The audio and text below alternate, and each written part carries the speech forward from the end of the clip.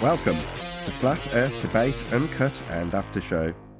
I'm your host Nathan Oakley, and if you are new to this channel, or you've not done so already, then be sure to subscribe, hit the bell notification icon and join button if you'd like to become a Nathan Oakley 1980 channel member and keep up to date with the Flat Earth Debate. If you would like to support the channel, there is a super chat that runs alongside each of these shows while they premiere, and there's also a PayPal, Patreon, crypto and thanks button in the info box below the video. Speaking of Patrons, I'm going to do a quick shout out to all of you who do support me on Patreon. So, a massive shout out of thanks and appreciation to Jason Hornsby, Christoph Fournier, John Travolta, JMals24, Unamento, M, Iron26, Endless, Goldie McKinnon, Retro Bill, More Books, Cannabear, Fiber Oats, Bogey, Michael Kahn, Rob H, John Kays, Patrick Gunnels, Banter, Will Brax, Mel B Styles, Troy Shuker, Hairy Blade, Mobile Max 777, Neo the One, Rob W, Open Minded, Reese Pound, Del West Watson, Maria Nealands, Unbelievable Productions, Blue Ridge Ranger, The Real Gabster, Abraham Mohammed, Skeptic 936, Life is Short, Texas Mike, David Wayne Foster, and Dank. So another massive thank you to all of you for supporting me on Patreon. Now I will hand over to whoever is in Discord and Google so you can enjoy their dulcet tones while I set up for today's live show.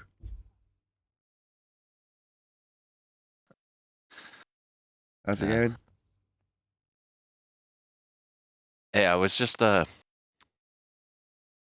talking with one of my moderators yesterday, a bee with a buzz. Okay. And we're just kind of, not just yesterday, but other days, we were talking about, Discord terms of service and stuff like that, and what is allowed and what is not allowed. And I was thinking of Skyping you the Discord terms of service and kind of learning like what you know about this stuff, because you're very familiar with the YouTube terms of service. Okay. And you seem to be pretty good at knowing what can slip by and what cannot slip by, and Yeah, I just kind of want to. I have no idea with the Discord server though. I literally have no idea what the rules are. I've never even looked at them ever. Well, I might have without really contemplating it, but I have literally, as far as I'm aware, I've never studied them. Right. Well, I was just thinking if you could take like a glance at them, because you're so familiar with the YouTube ones, right? And I want to know what you learned from like the YouTube ones and how they differ, and basically like how much I can let go on the server and not get dinged for it, and so on and so forth, right? Does that make sense? Well, I mean, because you're on I'm the server no too. YouTube terms of service expert. I've just read the terms of service. That's it. So occasionally they'll send me an email and say we've changed it, and then they'll tell you where to go and look at what the change is, or they'll literally give it you in the email or a link to it in the email. Then you just go and read it, and see what the new policy is. But they're reasonably good, I would say, YouTube, at keeping you up to date when there are policy changes. So as long as you're familiar and you actually read the emails that they send, which I do, that's about it. But that doesn't mean I'm some YouTube terms of service expert. I hope I haven't given that impression. Oh, you did to me. Well, I'm not.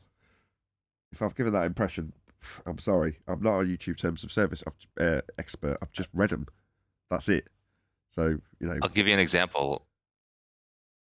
You know how like you'll say something about somebody and you'll say it's like, oh, it's like a metaphor, or it's not actually, I mean it, and stuff like that. Stuff like that is what it kind of gave me the impression. You know what I mean? What yesterday you mean when the woman was talking Oh, about... I wasn't around for that. Oh, okay. But I'm talking about other times in the past. It's like teabagging, right? And metaphorically or whatever, teabagging you, like not for real. You know what I'm saying? Yeah. Remember I used that a long time ago, and stuff like that gave me the impression that you're well versed in this area, so to say, right? I don't know what to say, really. On the one hand, I could easily sell myself as being an expert. I could talk about growing up with computers, and my dad being a programmer, and my parents owning a shop that distributed networks and computing and developed software and programs for education and all that sort of stuff. And, while I was living with them growing up, I was very, very heavily involved with all things computing. But, does that mean I'm a computer expert? No, far from it. But I could easily blag that I was. And sometimes when things come up that I do know about because I've read them in the terms of service, it's normally with Darwin. And he's like saying, oh, it doesn't matter if I say this or don't. It's like, yeah, but it does matter if it's against the terms of service. Then you've got a chance of getting in trouble over it. why take that risk? Yeah. Yeah. And anyways, yeah, because it seems like some people say like, oh, well, why should we do this and why should we do that? And it's like they still don't get, you know what I mean? Like why take the risk and so on and so forth. Anyways, I'll just DM you like the 2 links, and because we should all get familiar with it, right? You're on Discord too, right? Sure, I should know them. I mean, I'm privileged enough to get to use this server that I put zero effort in and just take from. So yeah, I'll definitely do that. All right, and on your own time, right? I'm not like cracking the whip or anything like that. Like I No, I get it. respect, You're not I saying there's respect some what you do, urgent and I issue that respect. needs addressing now, so I need to look at the urgency. You're just saying, look, it'd be good if you familiarise yourself with them. I get it. Yeah, I will. All right, thank you, Nathan. And I'll just Skype them to you, and I'll fetch the links now. Cool. Yeah, brilliant. I shall have a look. Oh, I are you edited recording? always. I edited together a Christmas special, so to speak. So, just by chance. Hello, guys. Good afternoon. Hey, To you all. how you doing? Hello, good morning. So yeah, that's members only currently, but I'll release it on Christmas Day. So obviously the culmination of talking with Anthony about I can't remember who it was now. I think it was Bob Nodell, where he was trying to convince us that he's a J-trig. And then you've got Bev Try Thinking and Jared and various other flat earthers that put various rhetorics across. We've addressed them. And then that, like I say, culminates in this literal paid NASA shill talking about arguments that they put out into the realm and how she would be overcoming them, but with us saying, "Well, we don't make those arguments," and who was it? Brian saying, "Yeah, but there are people out there that do make those arguments." And as I'm editing the video, I'm like, "Yeah, I've got all the thumbnails, like the cutouts of all these people to hand close by, because I've just made videos on all of them." And it's the stuff that she's attacking as straw men. It makes me smile because it's like, wow, hasn't this all kind of come together nicely? You can't prove Bob Nodell's a paid J-trig, but this woman is a paid NASA shill. It's a fact. Yeah? Yeah. We don't claim that there's Yeah, I ice remember you walls, talking about that. but she's attacking ice walls, and there's Dave Weiss, who's, in cahoots with people calling us scammers, claiming ice walls and suns that rotate around and stuff. And she's attacking that. It's all culminated in this one Christmas special video. So I was quite pleased with it. I spent all day editing it. Oh, so you got it from like the old clips with the new clips from the new show, what you just talked. Okay, I gotcha. Yeah, but the majority of it was because of yesterday's show, talking about, literally a paid NASA shill. And I was all the standards that I asked Anthony to fulfill. Well, is Bob punting some other government-based rhetoric in a different circumstance? Well, in this instance, it's obvious that she's a paid NASA shill. She's disclaimed it, not that you will brush over that. But she's also punting certain other government narratives, right? Like exactly as I asked Anthony to standardise in what he's proving when he provides no evidence. You have to excuse my blocked nose. I'm going to sound very bunged up all this show. But anyway, there it all is, and she's giving it us. It's like there on a plate, and there's no question about it. She's saying, yeah, I'm paid from NASA. So, there we go. It's just a good video to end the year on. Yeah. This doing a sneak attack start on me. Okay. Got your car working? Yeah, until it's last leg. I put more oil in it. I decided I'm just going to keep driving till it falls off. Shouldn't you just try and sell it immediately? It's an unsuspecting sucker for a low price. How can I do, Nathan? I couldn't do that. Yeah, you could. You just put it on the market and just list the faults with it. Just be honest about how crap it is and sell it while it's still working. So someone goes, oh, I bet I could fix this. So long as it's still running and driving, be honest, list the faults. Sell it. I see what you're saying. Tell them it's a piece of crap. In a nicest possible positive spin kind of way. But yeah, you disclaim the faults. You list it for what you think is a reasonable price. But at this point in time, it's a bit like always, my projector has started to flicker, which means the bulb's about to go. So it's on its second bulb change. I've got a couple of choices. I can run it into the ground, at which point the bulb will probably explode in the projector, writing off the projector. That's typically the way it goes. Or I can put it on eBay tomorrow as a working projector, right? That's what I could do. Now, like with most people with their car, they use it. So they're in a quandary because they're like, what can I do? I use the car, and if I keep using the car, it's worthless after 3 weeks when it completely goes bang, or the head gasket goes, or it's got sludge in the whatever. You know, that's what you can do. But at this point, for you, if the most sensible thing you can possibly do is stick it on the market.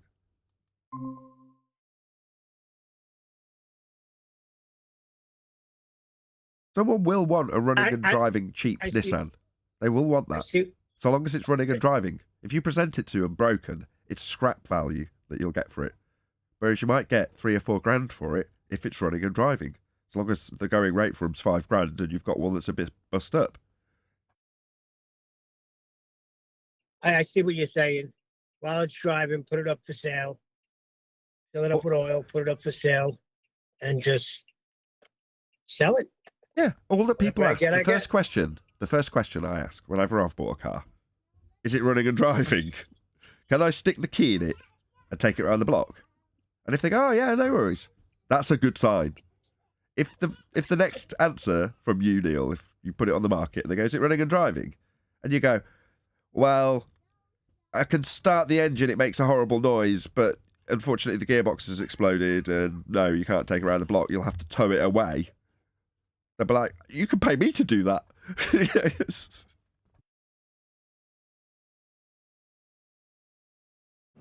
Yeah, I'll get that going today. I'll put it up for sale today, see what happens. The whole thing is, Nathan, the problem is it's not just that. The freaking door doesn't close.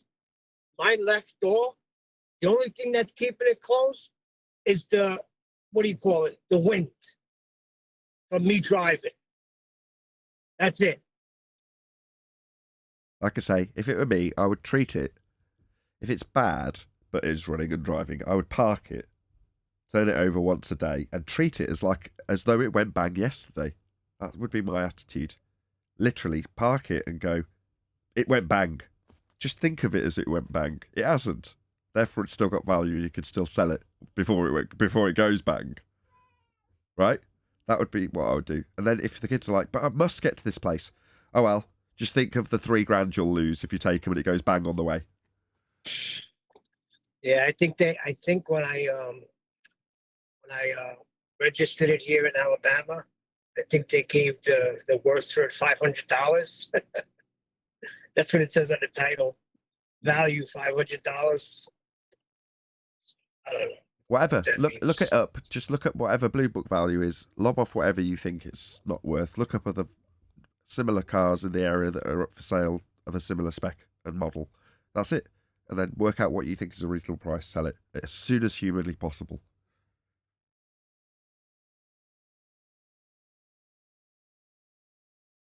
That's a copy. And then buy a Toyota. Should have bought a Toyota the first time. They're just, you know what it is with Toyotas? They're never available for what I have to purchase. I tried to get a Toyota when I first got here. They just, banks won't give me a loan. Really weird. It doesn't work like that here. A Toyota here holds no higher or lower value because the standards of cars that we have here are just higher. So typically, I was quite shocked because it's obvious when you think about it. Obviously, the cars are made where you are. So it's dependent on the quality of the workmanship of the people there. Whereas, you know, a Passat, I don't know if Passat's this comparison, but just for the sake of argument, that's made there is not the same quality as a Passat that's made here. It's just different in quality terms. Bits will fall off the American one quicker than they will off the European one. So the standard's just higher. So therefore, when you go and compare a Volkswagen with a Toyota here, it's not necessarily the case that you're going, oh, well, I'm going to pay considerably over the odds for the Toyota versus the VW. It just doesn't work like that. You just look at each car and go, well, you know, what's the condition? How old is it? What's it worth? But based on the individual car. But like I say, I can't think of an instance where, other than typical examples, your Merc, your Beamer or your Lexus, where they just hold a premium because they're slightly premium. But even then, when they get to a certain age, they don't. Quite the opposite, in fact. You know, an old Beamer is worth considerably less because people don't want to get into the hassle and expense of an old Beamer. So they're worth even less, you know. So hence me getting that Lexus for about 850 quid. The fact that it's a Toyota product in America would mean it still held a high value because it ran, it drove, it was a good car, and, you know, I could have just done nothing to it. But here it's like, well, has it done over 100,000 miles? Has it got slightly tatty paintwork? Yeah, I'll give you 500 quid for it, was what I said to him. And he was like, no way, it's on for 1,200, how dare you? Or 1,700 or whatever price he got it up for. But, you know, at the end of it, 850 quid, I felt that was reasonable for an old car. But in the States, that car the car I drive would demand $5,000, which I think is bonkers. But that's just because it's a Toyota product. And for some reason, having a car specifically imported from Japan, and my car's imported from Japan, no one gives a crap about that here. But in the States, you're like, oh, it's actually a Japanese car. Oh, I'll pay more for it then. Like, your old crappy Corolla demands a premium because it's Japanese. Because the value over here, if something's coming from Japan, you're paying top dollar for it because you know it's going to last forever. Oh, wow, look at this. Another light just went on. Now my car is officially a Christmas tree. Now the cruise control lights flickering. Yeah, you need to get this. You need to get it off the road ASAP. That's how I make money right now, doing DoorDash. So if I take it off the road, I'm in a jam. That's all it is. Fair enough, I understand. But while you're using it, get it on the market. Get it on eBay today.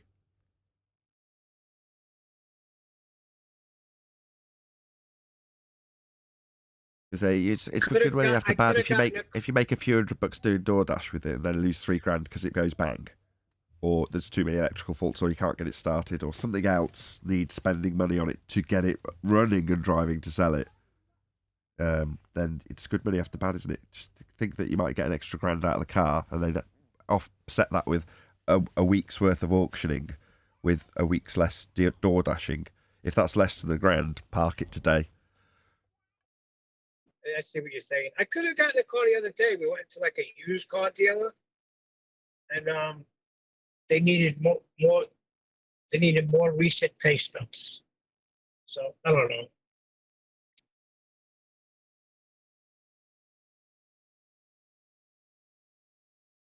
I said, what's wrong with these 1993 pay stubs? They're not good enough. I didn't catch that, sorry. I said, but I was in a car dealer. They said they needed more recent pay stubs. So I said, what's wrong with these 1993 ones? No good?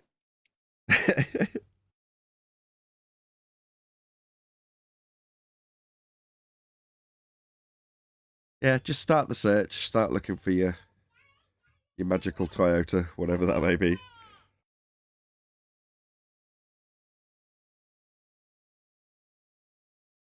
One advantage you've got from having that Nissan is it's a truck. So it'll sell quickly and easily if it runs and drives.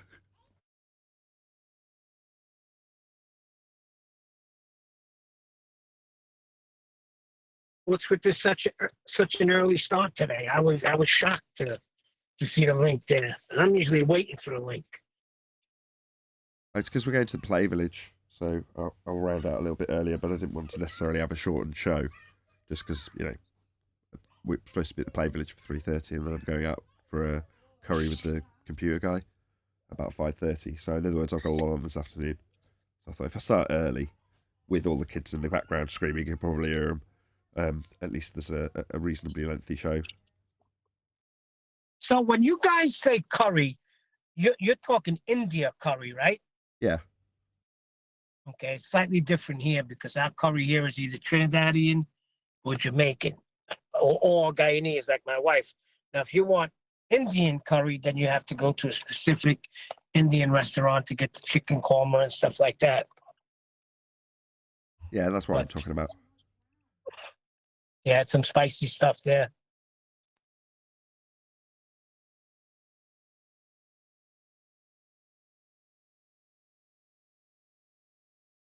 actually having chicken curry for Christmas. That's what I heard. What is this, QE show? Well, how's your computer running? Is that right? My daughter's iPad broke. The iPad I had before the one I use now, I gave to her and she dropped it. So I had to take it into him to hopefully get it fixed. Other than that, computer's fine. Seems to be alright. Hasn't crashed for a considerable period of time. Computers? What is this, Nathan's show? Yeah! But I haven't talked about it. I haven't been asked just because we mentioned food. I don't mind talking about it. Want to see something hilarious? Watch, Nathan. I'm going to shut my door now. Oh, look at that. You want to stay close to me? Very good.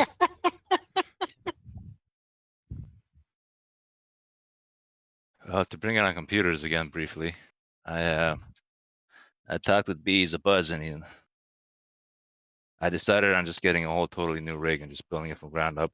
And he said he's going to help me, so I'm excited about that. Just going to wait for the Christmas sales to happen after Christmas, so to say. And You know, yeah, what you gonna? Do you know what the spec is? Do you know what you're gonna buy? no, he said, yeah, we should just start with like the best CPU you want to get, and then go from there. So I'm like, yeah, sounds like a plan. Really complicated at the moment. Because the best What's CPU, that? it's complicated at the moment in terms of what you buy and how much it will cost you. Because Well, the most recent CPUs come on horrendously expensive motherboards. Whereas the two previous generations, you can still get the top of the range from the two previous generations. The one that is literally 2 generations old was hated, like a despised range of awful silicon. Total nonsense, it's just another CPU. But that you can buy on a very, very cheap motherboard with DDR4 RAM, which is very, very, very cheap and very, very, very good.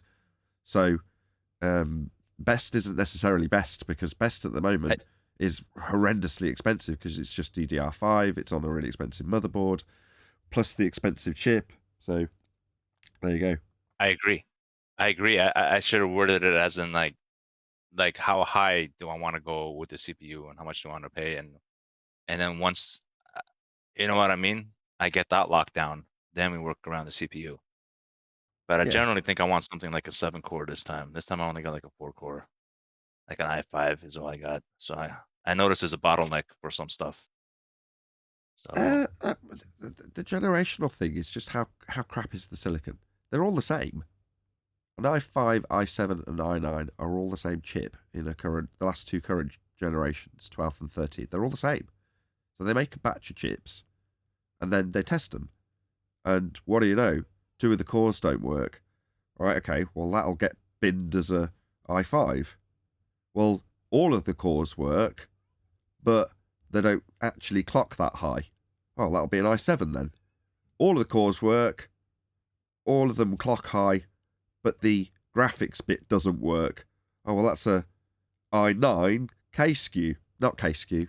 I forgot what they call a non-graphics chip, but they give it a different number because that bit don't work.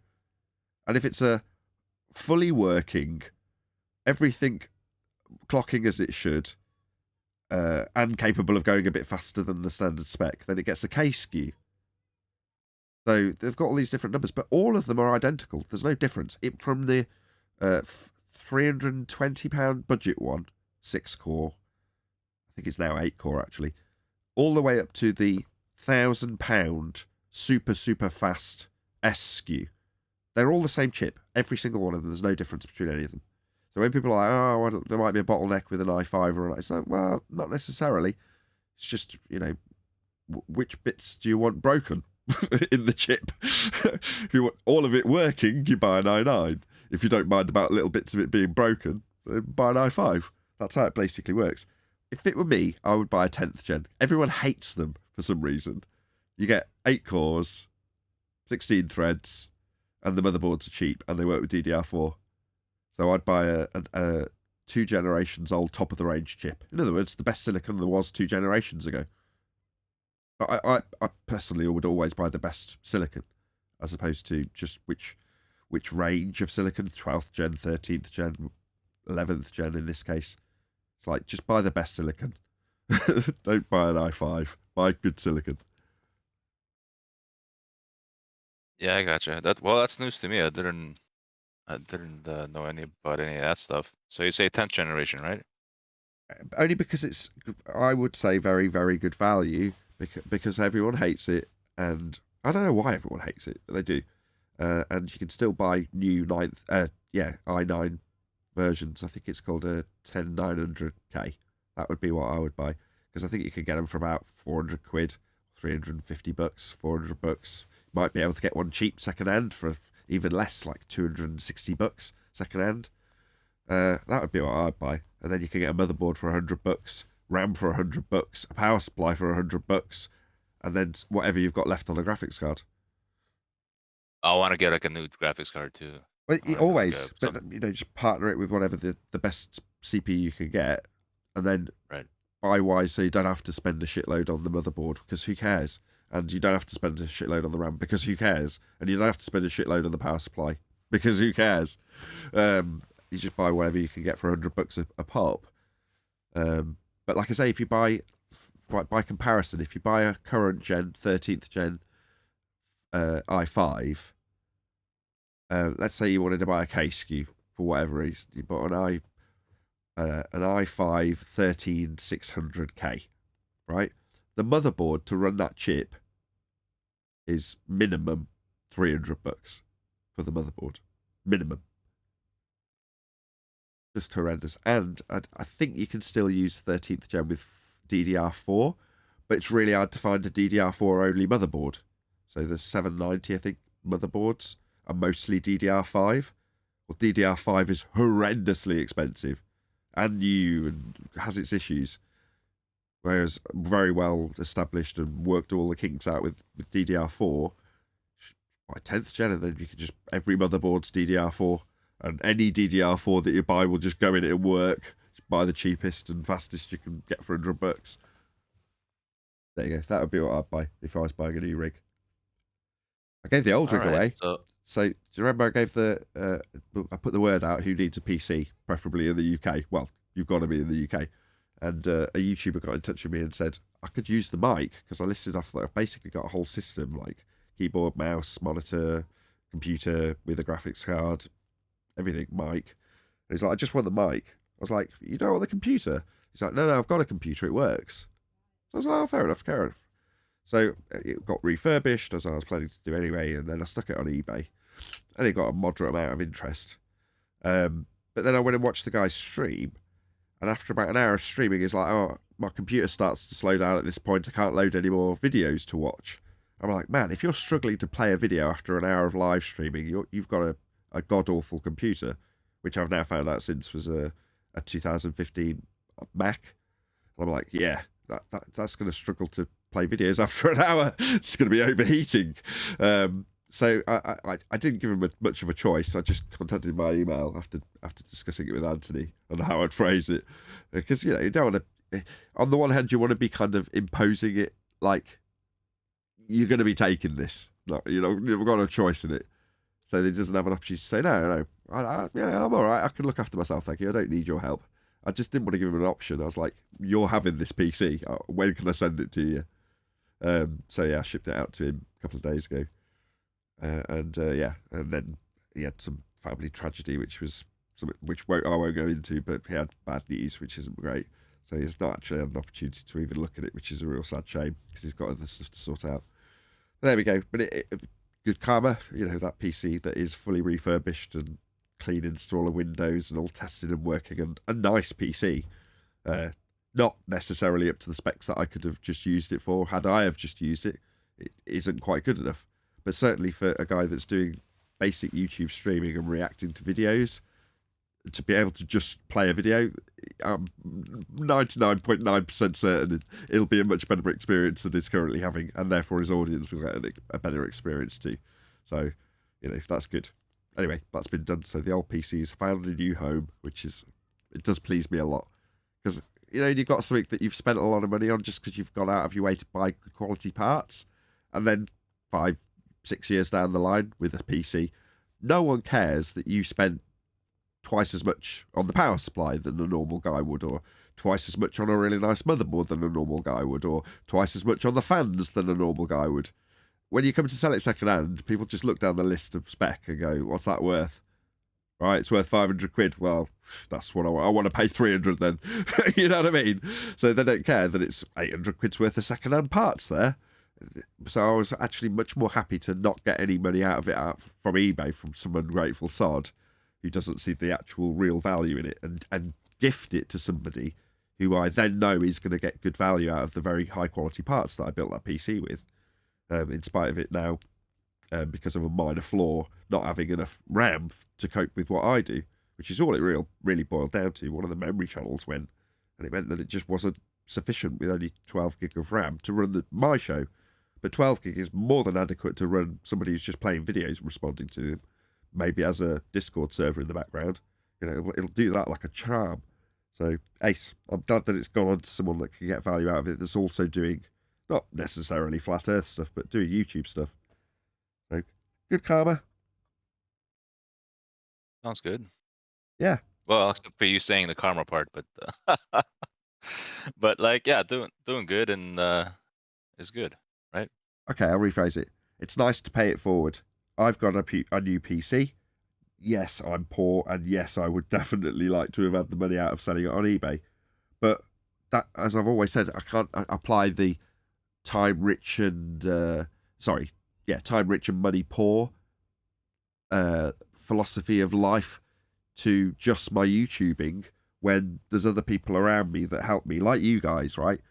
That I can pay it forward to with another YouTuber, and that is also as fulfilling and rewarding as, that same principle as well. I could be doing a different YouTube subject and potentially earning more money, or doing a different job altogether and earning more money, but I'd have less time.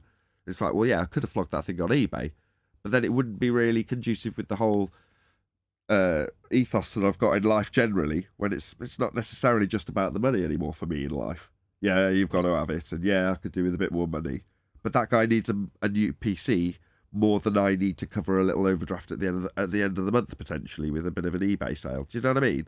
One is far more valuable to him than the offset cash for me. Does that make sense?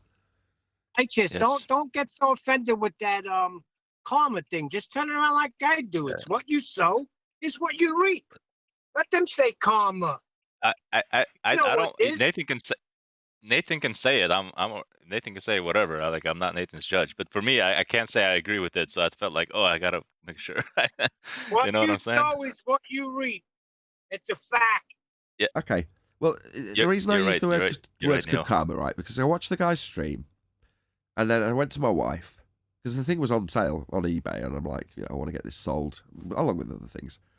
And I went to my wife, and I went, I want to give away this PC. Now, obviously, I'm discussing with her. It's a financial thing. If I can't pay the mortgage next month, and I haven't discussed giving away an expensive item with her, she'd be pretty pissed. So I'm like, look, I want to give this PC away. She's like, right, to who? I was like, to this dude. She's like, okay, fine. It's good karma. That was her comment. And I was like, yeah, but, if I said exactly what I just said now, if we can't pay the mortgage next month, are you going to be pissed at me then? And she's like, well, what's your attitude? What do you want to do? And I was like, well, obviously I want to give it to him. That's why I'm asking you. She's like, ask a third party, ask someone else, see what they say. So I was like, I'll ask Anthony. So I thought, you just ask your mate, don't you, basically? So I'll ring my mate. So I phone Anthony. I'm like, Anthony, I want to give this PC away. What do you think? And he said the exact same thing. He says, oh, yeah, it's good karma. So that's why I've repeated it, because the two people I asked both said the same thing. It's good karma. Anthony and my wife. Right. And I'll retract. What was I gonna say? How do I word this? Like, I don't. Hold on, while you get I your understand thoughts, I'll say I understand what you're saying, Neil, and we'll put Nathan. yeah, because also. if you do good things are gonna follow you. It's a fact. That's right. God God's goodness shines on the good and the bad. Well, wait a second. We got to be careful. We're not trying to imply anything. Listen, As in, the sun 'cause- shines on the good and the bad and God's goodness. I mean, it's just a fact. I'm going to show you wicked that are blessed. It's just a I think system that we're in. Nathan's asking for a reason. It's obviously not that because we can't prove karma. Nathan's not dumb, but of course, a good deed's a good deed. So it's however you feel.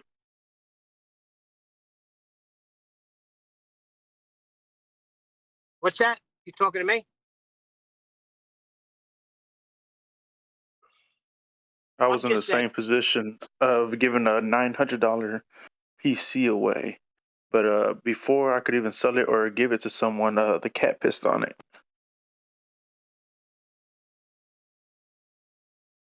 okay. Off with that So the cat's head. cat decided. What's that, Neil? I said, off with that cat's head. Yeah, that was the sentiment at the moment.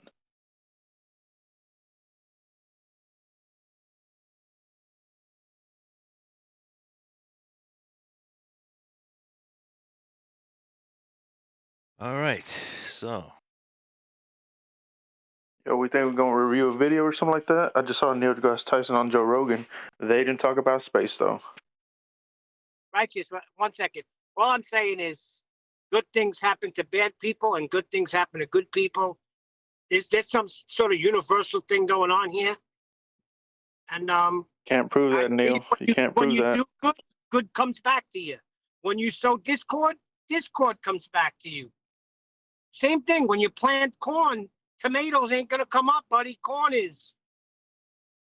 yeah, I know what you're saying, Neil. God's will is to help and do good to everybody, but like ultimately, people can override that with their choices and what they sow. Correct? I did ask for proof. Yeah, we're talking about something else within a certain Of course. different context. Listen, we were discussing this at dinner last night. My son was asking me if Absalom was justified in the things that he had done. Now, there is never any justification for murder. I'm sorry. But you know he was angry because David did not judge the brother for raping the sister. So a lot of stuff unfolded there, but he was never justified for what he did.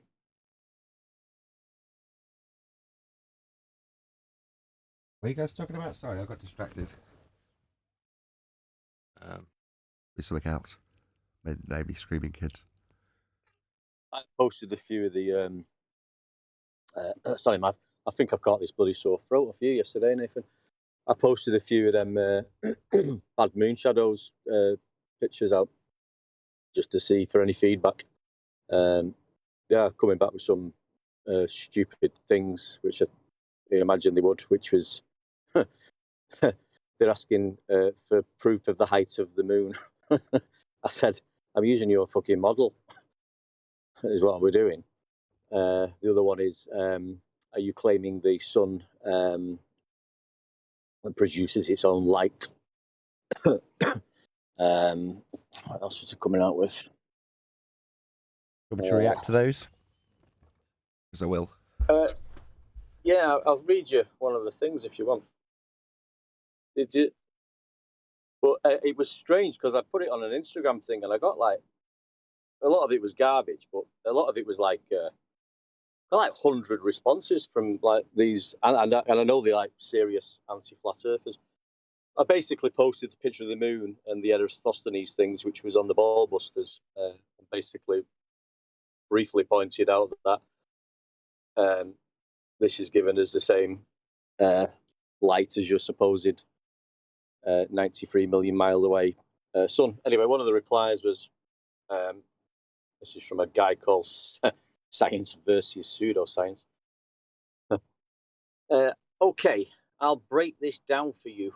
I told you in my first comment on your post, you debunked yourself. Now here is why. First, you refuse to answer if the moon is its own light source or if it's a reflection of sunlight. But now that's incorrect because I didn't state any of that. I just stated that the light is coming from the moon somehow. If you say it's its own light source, then it would be a full moon every night, everywhere. Then you would be stuck with moon phases to explain.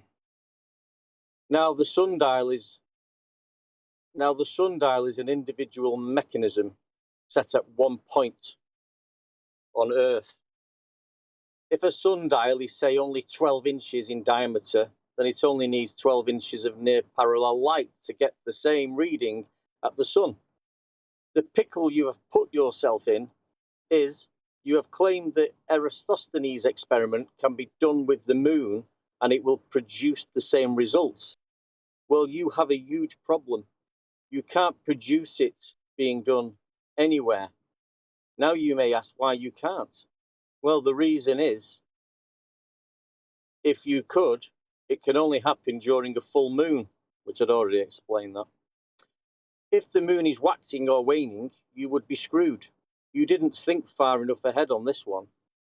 You took a picture and came up with an idea, and it failed you miserably. So That was it. the typical approach from any anti-flat earther is to flip the burden onto you.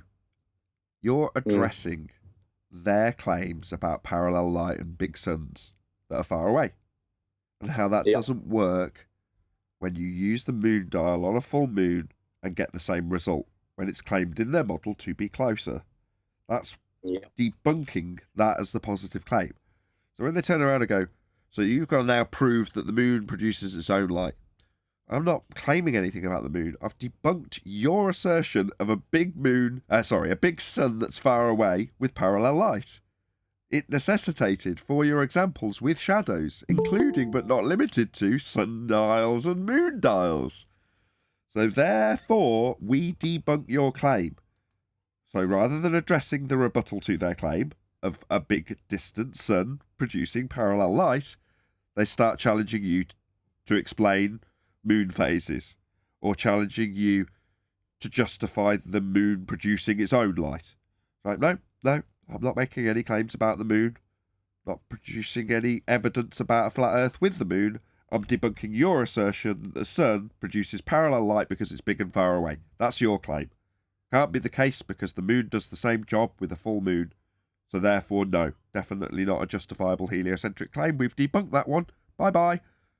Oh no, I'm not going to be providing you any other positive assertions for you to debunk. Next. Next. It was just strange though, because I thought I didn't go into it too. I thought I just wanted to see what sort of response, but you can see them all. Because they all know each other. It's probably the same person, half of them, but you can just see the jumping on it. I just thought I'd just cause a little bit of friction. I didn't say too much. I just left it there, leaving them to sweat over it and have a little think. Well, that's good. It's good. I mean, base instinct for an anti-flat earther, or people in general in this instance, is going to be to flip the burden. Most of the heliocentric anti-flat earth rhetoric, i.e. their challenges against us being here at all as flat earthers, is to flip the burden and get us to justify a claim that they have. So when we proactively challenge a claim they have, they try and flip the burden. Yeah. And then you are making a claim that Eratosthenes' experiment can be done with moonlight. If you can't show this has been done in reality, you have no argument to begin with.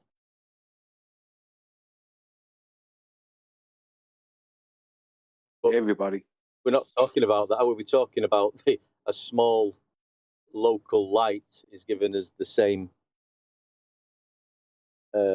production of a supposedly massive faraway light.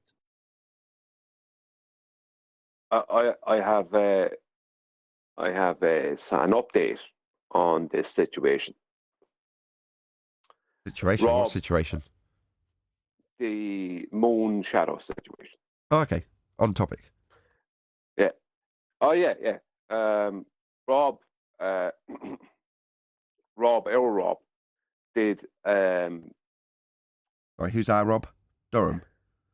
Yeah, Rob Durham. Yeah. And Rob Durham did modeled it all out in CAD, and I did the same afterwards then in GeoGebra.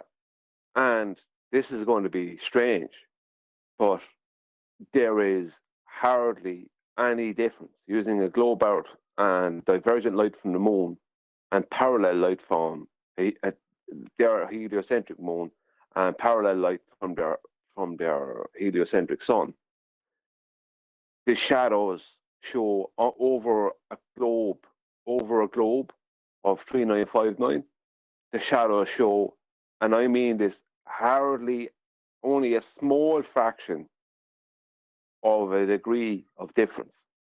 It's so small that in reality, you wouldn't be able to, like it would be, because of such a constant thing, the shadows would be changing because of the movement of both those celestial bodies and everything. You wouldn't be able to tell the difference. So I was incorrect when I said that they would have to be wildly different. They're actually wildly the same. But this is worse for heliocentrism because it means that they don't have any claim whatsoever, because they wouldn't be able to prove that the light is coming in from the sun parallel. I could claim just as easy that the moon is really big and far away, or both the moon and the sun is really big and far away, or the moon is really big and far away and the sun is small and close, and they won't be able to prove any different. They have nothing outside of the claim, so they have no way to prove it. As long as, you understand what I mean. Emitting their own light. Sorry? I mean, they have also the story that it's not emitting its own light. That's debunked with specular reflections.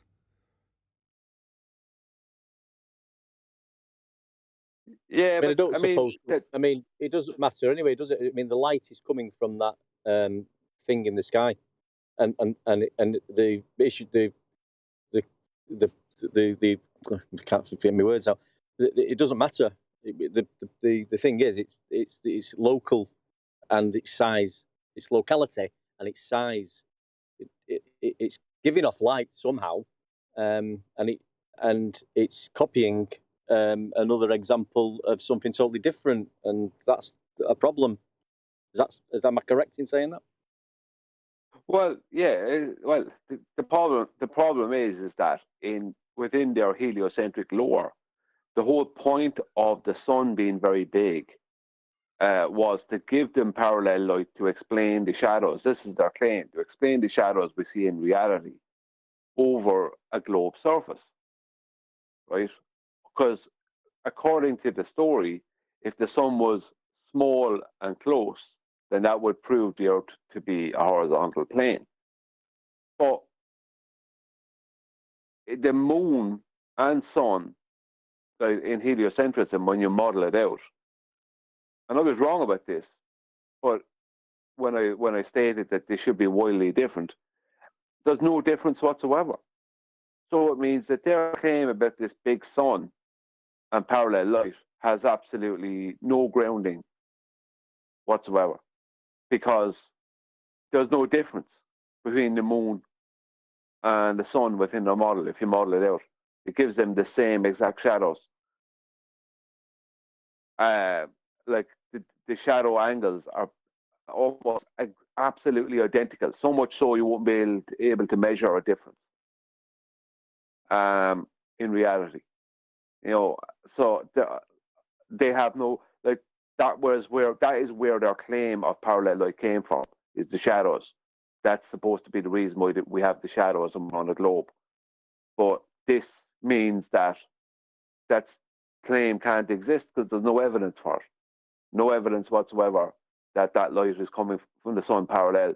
Because, as I said, I could just as easily say, no, all the light from the moon is parallel, and all the light from the sun is divergent, because it wouldn't make any difference. Because, the point is, if you understand what I mean. The point is, we're sticking within their claim, though, aren't we? That's what we're doing with this. we're sticking with their claims of the 93 million mile away sun, which is thousands and thousands of times bigger than the Earth, and the more local luminary in the sky, which is 247, which is local and smaller than the Earth. So we're sticking with their claims. That's what Nathan was just saying. Like they try and twist it around. They jump in on, well, the light's coming from the sun anyway. So as if that's and where is the light coming from off the sun? And how did you measure the height of the sun, the moon? So, well, I've not. You told me how far away it was. You've told me how it differs in size from the Earth. I'm just using your rhetorics, and you've got a problem within them rhetorics.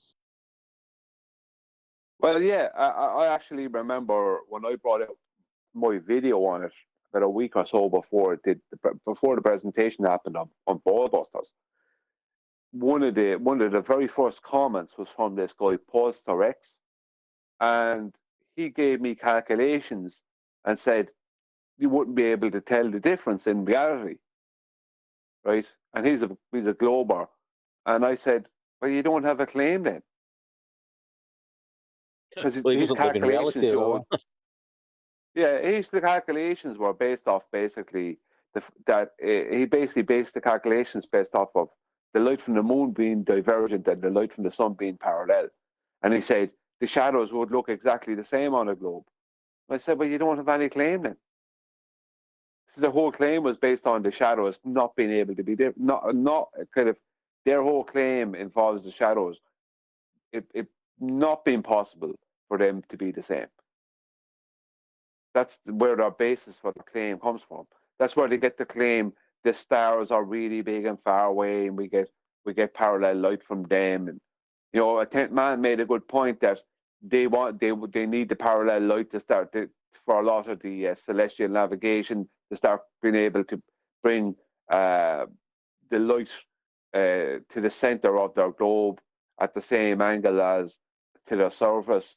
This kind of thing. But when it comes to the moon, you could literally do the same thing. It makes no difference. So even though it was wrong to state that they would have to be wildly different, they're unbelievably the same, which means that there is no heliocentric claim. Because when I said that to this man, this commenter on my channel, he had nothing. He couldn't come back with that, and a couple of others came at me with the same stuff. So the best they can say is, you wouldn't be able to tell the difference. Then you have no evidence for your claim. If you can't tell the difference, then you can't claim that they're parallel, because you have no evidence. The whole point is that you're supposed to have evidence to be able to tell the difference between whether they're parallel or divergent. It means you're just making stuff up. And that's what it actually means.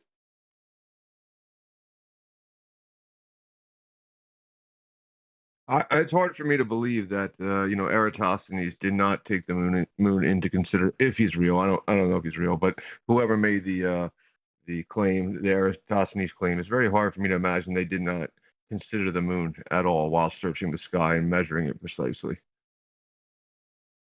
Yeah, I would say that if he existed, that he'd have to have took the full moon into account.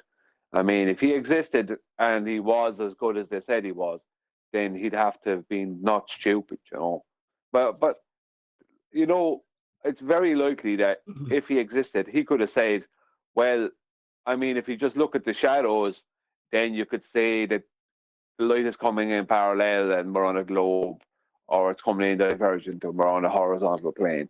But I don't think for a moment. See, the whole thing about the shadows was a ruse, because it took the concentration away from his method, which was his method wasn't the type of light you were getting. His method was the angle created by the shadow and the use of an elevation angle between his point and the well in Cyan. That destroys it all right there, elevation angle. He assumed the Earth was a globe first. Then he had to take the elevation angle of the shadow. So then he had to assume sunlight comes in parallel so that the ground could be curving to cause it. rather than the angle of incident from where the shadow is being cast, so zenith and so forth, the GPS. So everything was an assumption, but just the fact that he took an elevation angle destroys the whole claim right there. What does parallax tell us about the sun and moon? Which one's closer with parallax? What do you mean with parallax? Well, with this, if they were on the same plane, or not on the same plane, obviously, but one's moving 50 minutes slower than the other. I mean, how could that work out? What's your question? I still don't understand. Well, I mean, Brian was putting the idea forward earlier that who knows, maybe the moon is the one that's really far away and the sun is close. But like, how would measuring that 50 minutes in between those movements, could that come into play to work for any kind of modeling? Well, what my point being there was that you could say to a heliocentrist that within their model, you could make the moon as big and far away as the sun, and the sun as small and close as the moon, and they would still get the same shadows off of both. Like, that way the sun couldn't be lighting up their moon and giving them moon phases for a start. Let me try, because you've explained it twice. Let me just try and paraphrase it slightly differently. Part of the justification for the explanation within a heliocentric model after measuring a flat Earth elevation angle is to say that the reason for the difference is the curved surface, at which point you have to have parallel light. Now, their explanation and justification for that is that, oh, well, it's got to be coming in parallel. The sun's really big and really far away. So we're only going to receive the, really slither of light from miles and miles and miles away when it actually reaches us. Therefore, all parallel. Yeah? Brian's saying, no, you necessitate parallel light and a faraway sun for your model. But in terms of a justification for it in this example, you can't use and we know that's the case with the sun, because you get no difference with the moon. It comes in exactly the same. The shadow's no different. You wouldn't be able to discern any difference between the two. Now, they require the sun to be giving them parallel light rays because they're bending the horizontal that they took the angle with, which necessitates the light to come in parallel. But they can't say, oh, well, that's why it's the sun. We use it because it's got parallel light. All right, well, isn't that the case with the moon? Oh, no, it's closer, but there'd be no difference. So you can't then justify a faraway sun with this example. Yeah, so moon phases are out the window. Their two-way speed of light claim is out the window. Because all these things are based on a very big, faraway sun. All their distances to all these big, huge lights in the sky that they claim, they're all out the window because parallel light is the main basis for all those claims. So basically, the globe is flat, and it was measured like that. The globe is flat, and the Greeks all knew that. They measured angles using sticks and shadows. The globe must be flat for horizontal shadows. Al-Biruni knew the globe was flat. He measured the height of a mountain like that. And when I was a sailor navigating the sea, the surface of the ocean appeared very flat to me. Triangulation on the surface of Earth, all achievable without one single use of a curve. No classic.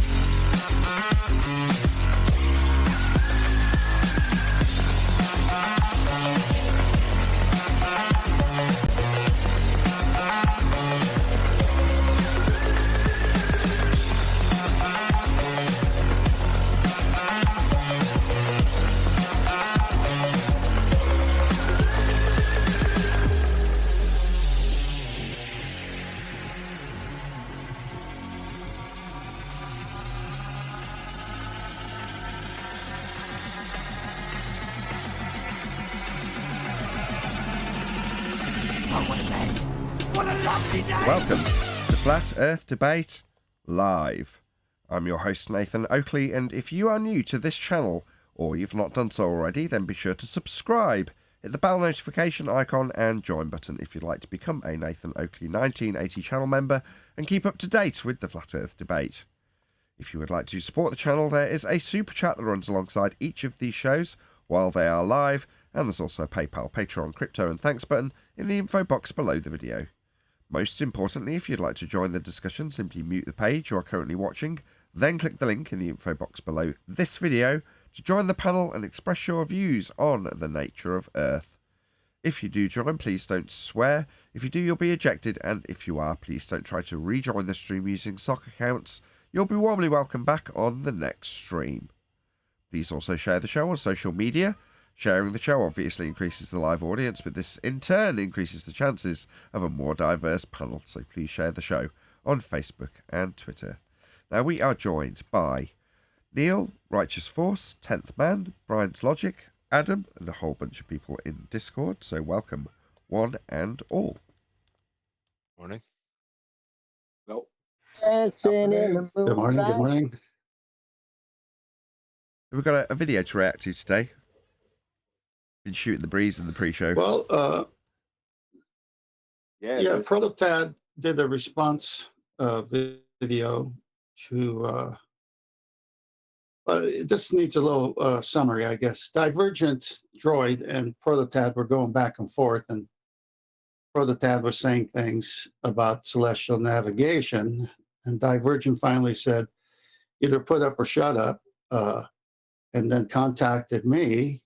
And I said, well, if he's challenging me, he's really challenging my research in celestial navigation books and what I've read and what I've shown. So he needs to debunk that. So he put out a video to address that. Let me go post it for you. I'm not going to do that. No. And, No. Prototad can join the show. Right, there's a level that we have attained here. okay. And below that level, you can join us. Or if you feel that you're in the same pond but above us, if you choose to lord it over us from your higher, more subscribed channel, then fair enough, you can do a reaction to us. You know, you can take our shit like Simon Dunn does and do your reaction videos, fine. But as for us dealing with the peasants below us by reacting to their videos so they don't have to come in here, no, we'll be picking and choosing the ones as opposed to doing the reaction to some tosser that could just join and discuss it with us. No, I'm not going to be responding to his video.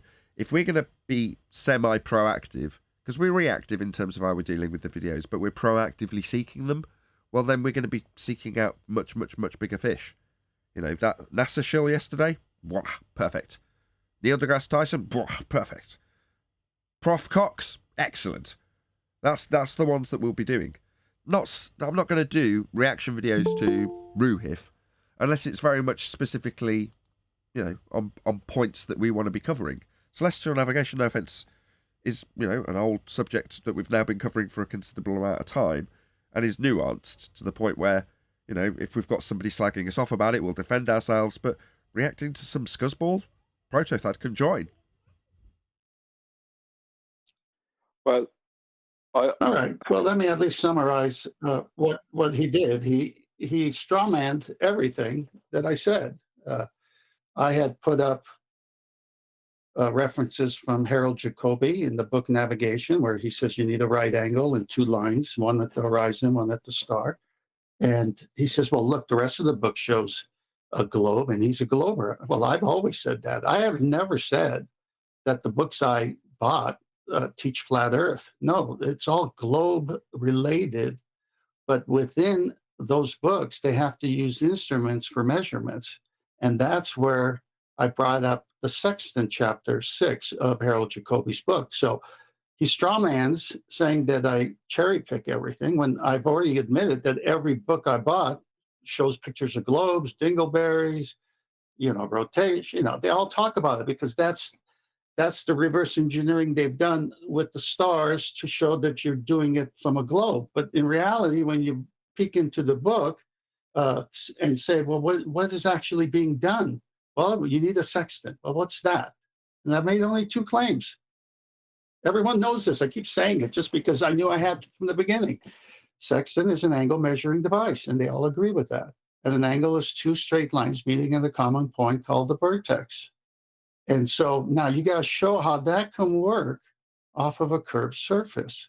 And since it can't, it's not being done that way. And that's what I pointed out. Then he went to that article from Yachting World where the guy says you need a right angle triangle. And then he went and found another story from a guy saying, well, I was wrong out of simplification, kind of like that one with tablet class where he had to go in there and change his right angle because they bothered him. So everyone's changing their story, but drawing right angle triangles and subtracting from 90. This is the funniest thing I've ever seen. So in summary, because I'm sick, I'll just keep it short. I'll let Brian talk if he wants. He strawmans everything. But then he puts something down that he says you have to measure it the way and show it the way you measured it. Well, that's what we want. We want you to show it the way you measured it, off of a curved surface. When you show me a sextant, come work with a curved baseline, then we can talk. That's all I gotta say. Well, what I would say about it is that if you read what the guy from the yachting world, his correction on him using basically a box, right, which is two right angles, a right angle at his position and a right angle at the GP point of the celestial body. His correction for that was that even though two right angles do this thing, that's actually incorrect, and they don't. That's what he said. There's actually a curve between those 2 points. It was actually so pathetic. Now, I don't know if Ken says it is legit. I thought that Proto maybe had just made it up, this bit of an article from this guy, but supposedly this guy changed his story. It's it's so pathetic. They actually, like, in reality, I don't know. I don't know if it's Brian.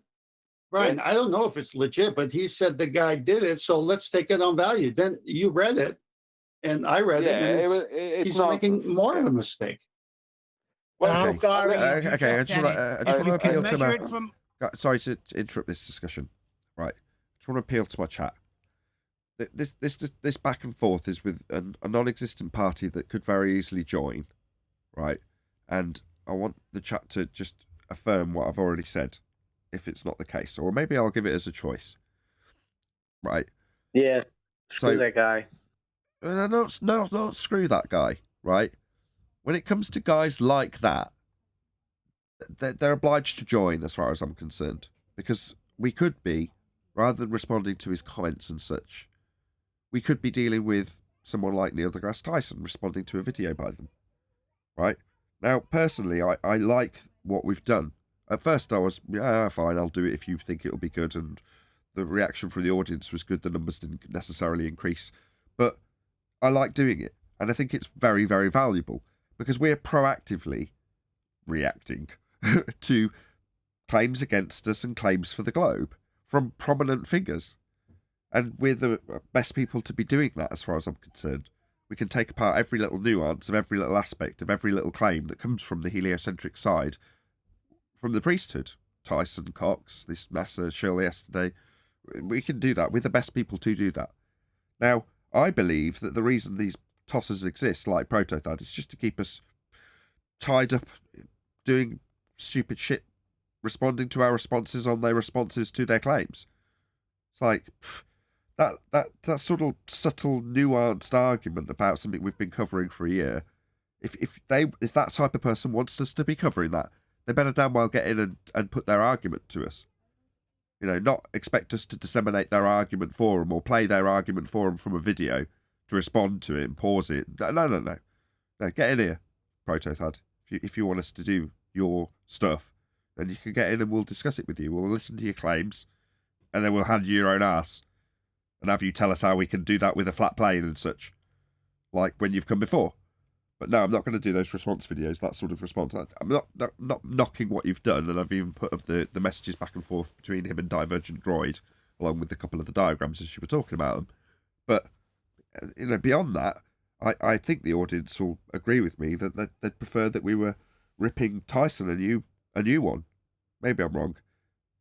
So type 1 if you'd like to see us pulling apart the Ruhifs and the Protothads and the Rumpuses and the stuff that we've already dispensed with years ago. You know, if we should be going to their videos and reacting to them now that they've all buggered off having been defeated. Or, so that's type 1 if you'd like us to respond to the was going to say George Nettingen, but he's dead, right?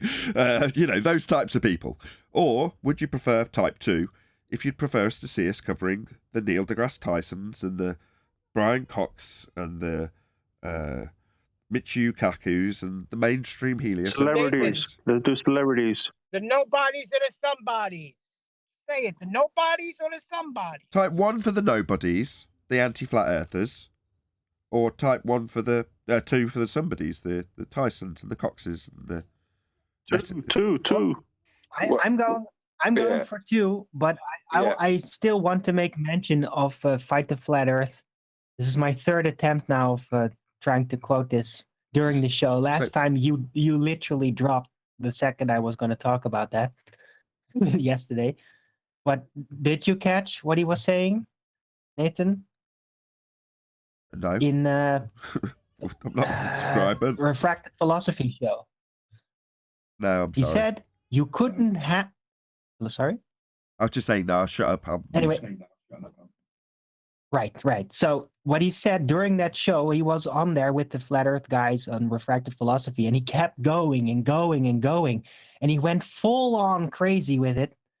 He ended up saying you couldn't have a refracted horizon if the horizon wasn't geometric. Well, let me use what he just said there to debunk all heliocentric claims of celestial navigation. Right? I'm happy you said that, Arwen, because this is the very first thing I said to this man. Yeah, it's so stupid. Listen to this, right? When a boat is at the harbour, at port, before they leave port, the navigator makes sure, if it's a boat that they've just come onto, that they measure, right, when water is calm at port, their height of their eye above the water below. That will be their dip correction, right? Their height of eye correction for the rest of that journey will always be based on that height, that distance between their eye and the water below the boat at port. That doesn't change. That is always going to be their height of eye and dip correction while they're out at sea. So if they're out at sea for whatever length of time and they're taking sextant measurements every day, right, maybe twice a day, their dip is always going to be that. So if you were on a 40-foot high boat, then your dip will always be 40 foot. But if your eye height, let's say, is an extra 5.5 feet, so it'd be 45 feet, right? So your dip or height of eye will always be 45 feet off the water below. What about if you're wearing platforms? Sorry? What about if you're wearing platforms? Well, you won't be wearing them on a boat. I'd want to look cool. Well, if that's what you want to do, see if you can walk around with them when the ground you're standing on is being thrown around the place. See how far you get. But if you're claiming to do the Earth as a globe and celestial navigation is done on a globe, and you're claiming that the horizon is refracted, that means every time you go and take your reading with the horizon, that from day to day the horizon is lower and higher and higher and lower, which means that when you take your 45-foot dip correction, right, you don't know whether that horizon you're looking at is in the same is higher or lower or higher than yesterday. So when you take that correction and you think you have a right angle, all your measurements will be all wildly out, and you'll never get to where you want to go. You'll be thousands of miles away, often the time, because you're using the horizon. The horizon is supposed to be a steady location for you to be able to do height of eye and dip correction. But if you're trying to claim, if you're a heliocentrist and you're trying to claim that you're using that the dip is to the horizon, no, your dip is already determined at port.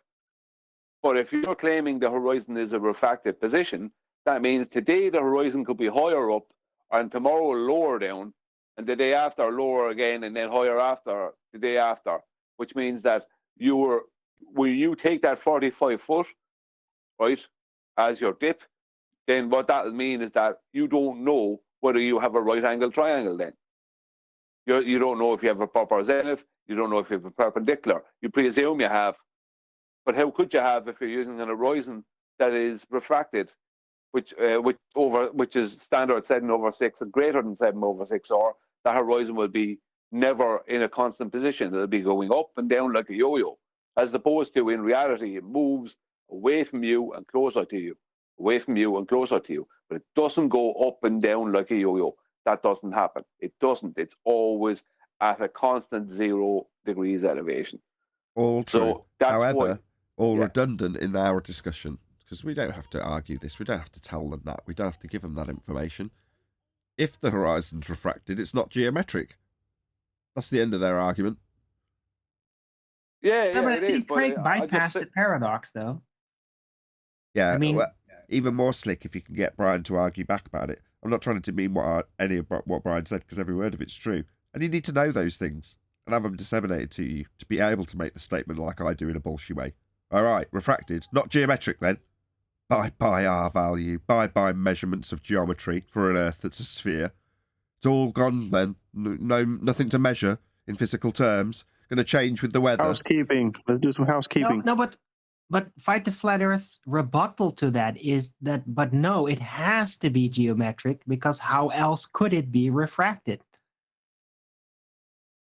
Well, we're going to do a different type of housekeeping today because there's Christmas That coming makes up. sense. So, Arwin will Of course, still, it doesn't make sense. Arwin will It still doesn't be make live sense. over Christmas, will you not, Arwin? Sorry? You're still going to be live over Christmas, correct? This weekend, yes. Yeah, so I'm just doing a different type of housekeeping. Someone said, let's do housekeeping. I said, well, yeah, but we're going to, I'm going to unwind a little bit for Christmas, and hopefully everyone's going to enjoy the festive season, wherever you may be. Some people don't celebrate Christmas, so obviously not relevant to you. But for me it is, and yeah, I'm looking forward to Santa coming. However, Arwin will still be live, so check him out. He had a good show today, and I want you to check that out. By all means, spam this in the chat while I'm plugging you, Arwin. But, some people haven't got family around them at Christmas.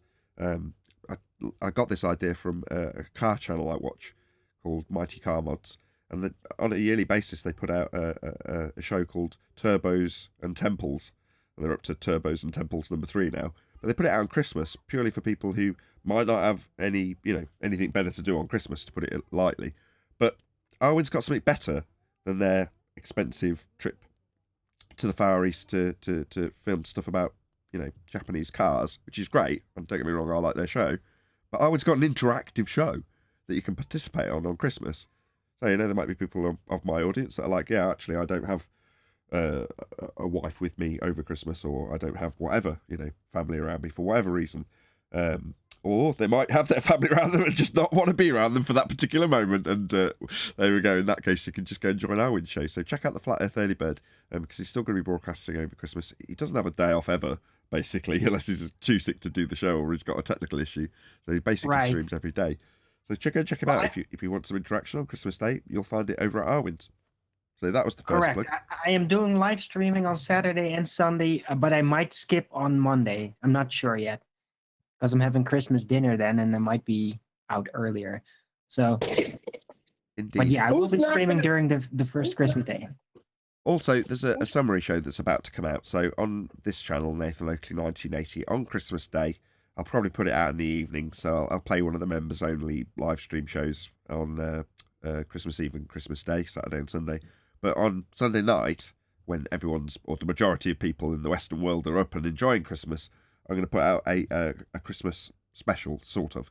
In other words, I've edited a video that just nicely brought together all of the themes that we've discussed over this year, with various people calling us shills, the same people being the types that claim suns moving in a circle and ice walls and ether and free energy, all that kind of shit. Along with, more recently, of course, the claims that you can do nothing with an angle, and there was a few other examples that were summarised in the Flat Earth straw man that was a NASA shill taking apart their own bullshit about what flat earthers don't, or in this case, do say. So it was an opportunity to say, well, that's not us. We don't make any of those bullshit claims. Scoff down at the feast of nonsense, although I didn't use that term.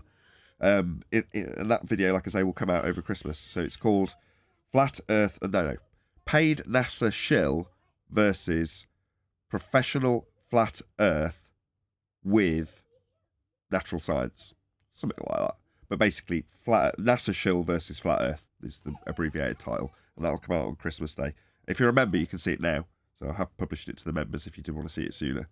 So that's an advantage. If you've got things to do on Christmas, just become a member. You can watch it straight away. But it's been taken out of chunks of the majority of yesterday's show, the live show that is, because that was a great, like I say, focus on those topics, especially with Anthony recently saying that people like Bob Nodell were J-Trigs and trying to convince us with a distinct lack of evidence to that particular fact to prove it. And here's a person that's saying, I am a NASA shill. Watch me shill for the globe. It's like, wind her up and off I go. Well, not wind her up.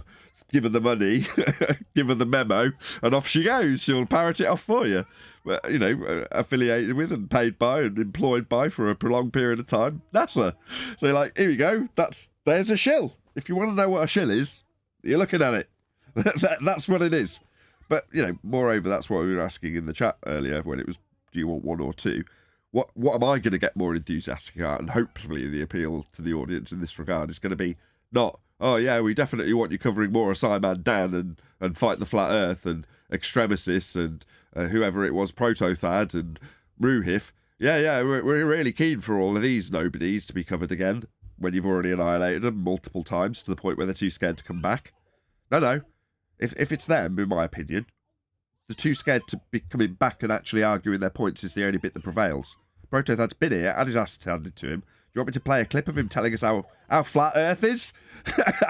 With elevation angle, the guy's been annihilated. Don't need to respond to him.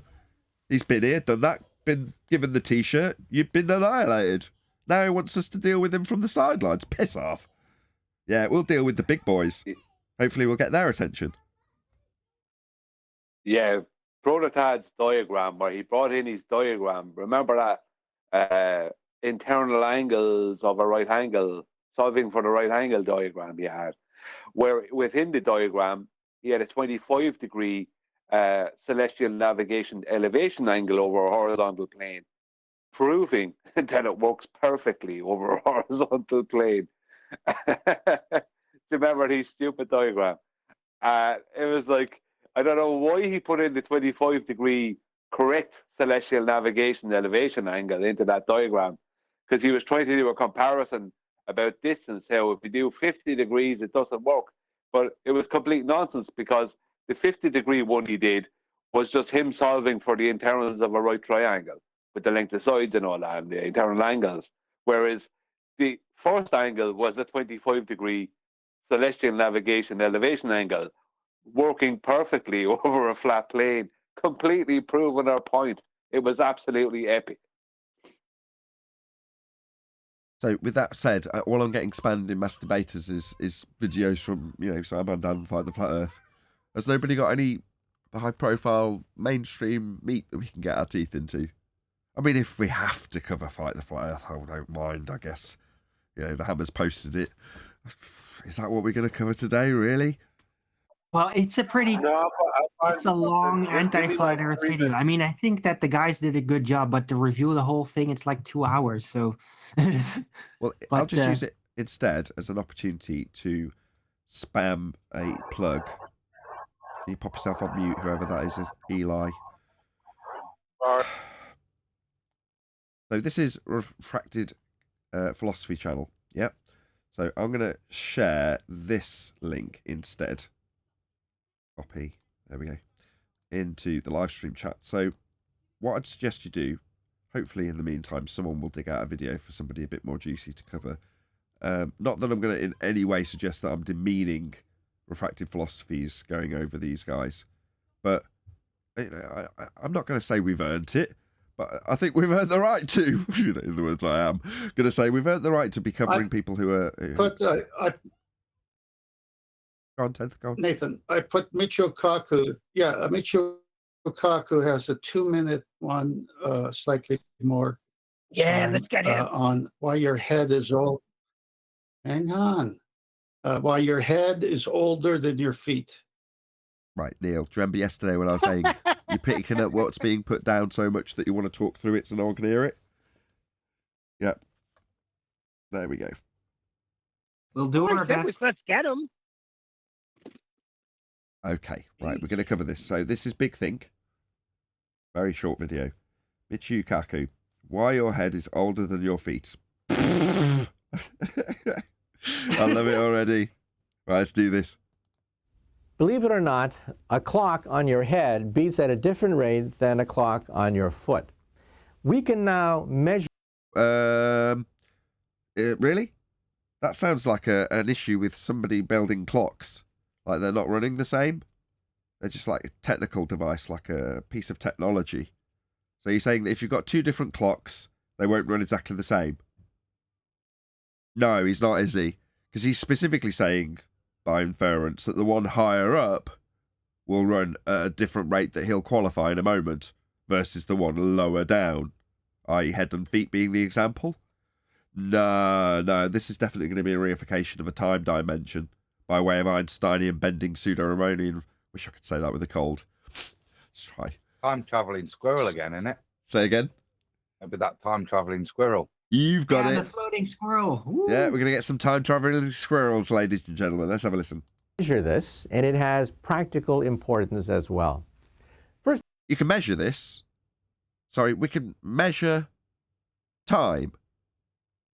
Like it's something physical, like a dimension in a pseudo-Riemannian, got it, four-space time dimension. No, definitely not. No, time's conceptual.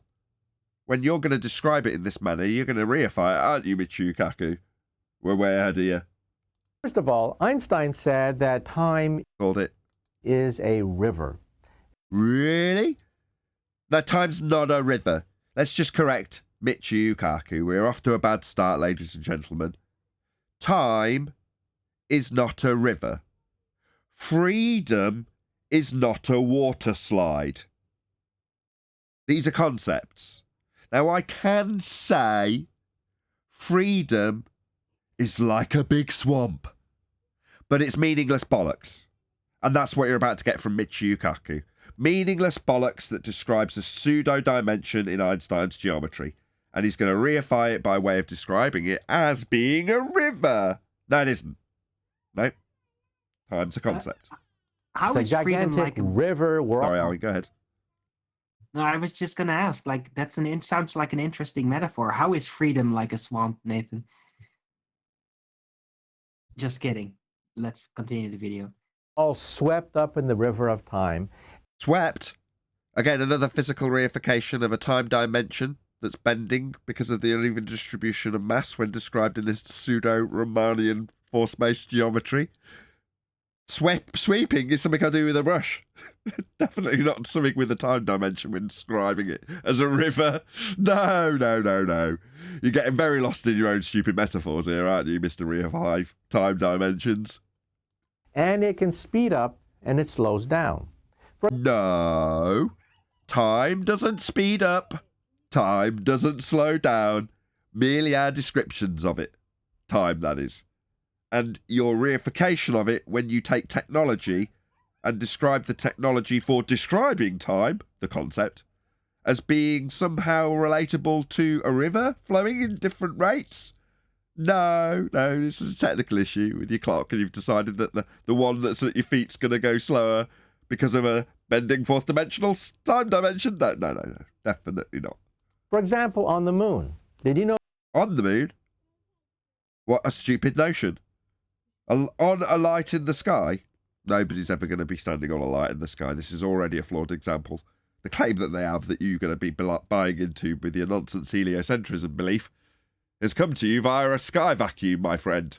You know, second law of thermodynamics violation sky vacuum, which the gas we all breathe would want to fill. If you could go and stand on the moon, definitely not going to be the case. So this example's already bunk within 3 words of it. You know that time beats faster on the moon than it does on the Earth? And time beats faster, no. Even if you could put a clock on a reified rock, aka light in the sky that you definitely can't travel to through a sky vacuum, your reification of this time by way of a clock and river by way of Einsteinian fourth dimension reification isn't going to fly with us here on Flat Earth Debate. And we can measure this? No, you can't. On Jupiter, time beats on Jupiter. Correct me if I'm wrong.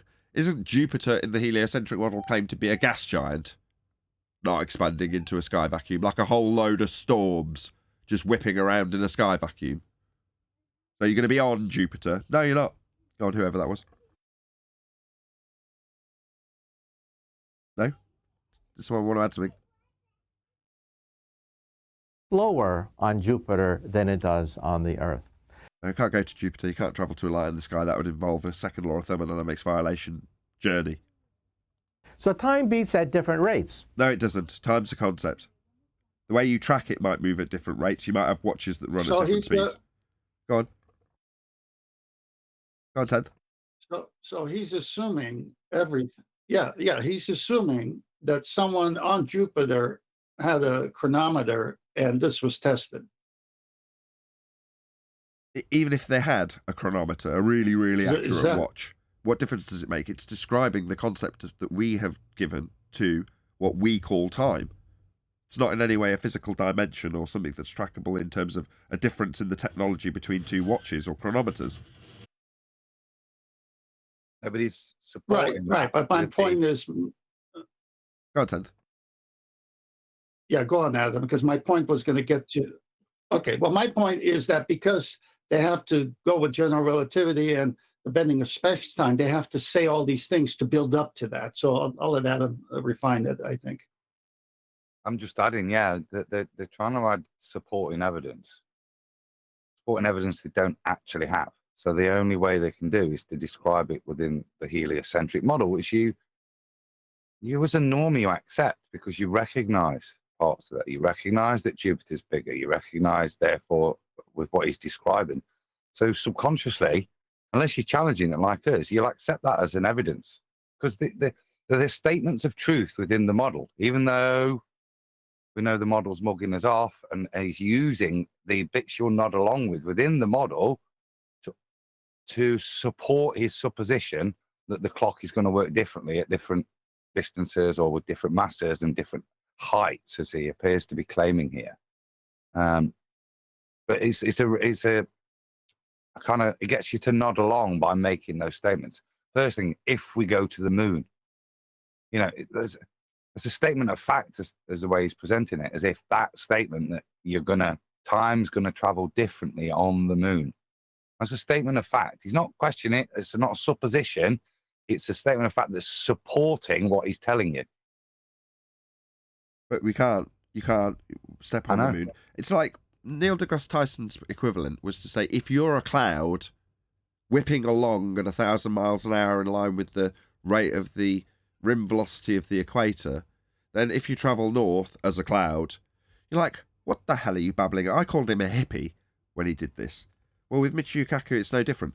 If you imagine you're on a light in the sky, so just to bring you back down to reality, twinkle, twinkle, little star, how I wonder what you are. If I wonder I'm stood on you, then time travel's different.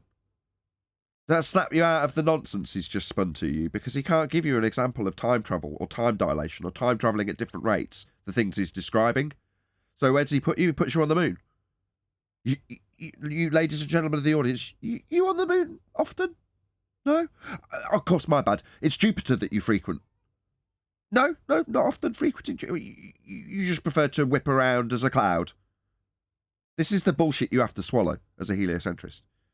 You're either a cloud or you're on a light in the sky. You might just accept it because of the rhetoric being bullshitted into you to the point of acceptance without you realising it. But once we start pointing out that, no, twinkle, twinkle, little star, now I'm standing on you with time moving at a different rate. Stark contrast. Hopefully that wakes a few people up. When an object moves very fast... Go on, whoever that was. Please share the show, by the way, if you're watching live. Time slows down inside that rocket that is moving very fast. No, it doesn't. Time is a description we've ascribed to how things take place in our known existence. Yeah? We can give it a rate qualification in maths, but it doesn't change in terms of its physics because there aren't any physics for conventions and descriptions. They're just descriptions. Now, when they only exist in mathematical terms, you have to take it on a rocket, or on the moon, or on Jupiter, for his example to make sense. No, rockets aren't time machines. But that, in a sense, is what he's telling you here. If that rocket is then placed on the moon, time beats faster. So we have two... No. So it's not only took it from the moon to a rocket back onto the moon. No, rockets aren't time machines. The moon's not a time machine. You're not going to change the speed of time, Mr. Kaku. No. Competing effects. This has a direct implication with regards to your cell phone. No, it doesn't. Has no implication. Again, it's just a piece of technology. Your cell phone has GPS, which allows you to locate objects on the planet. On the flat plane. The global positioning system works with Cartesian coordinates.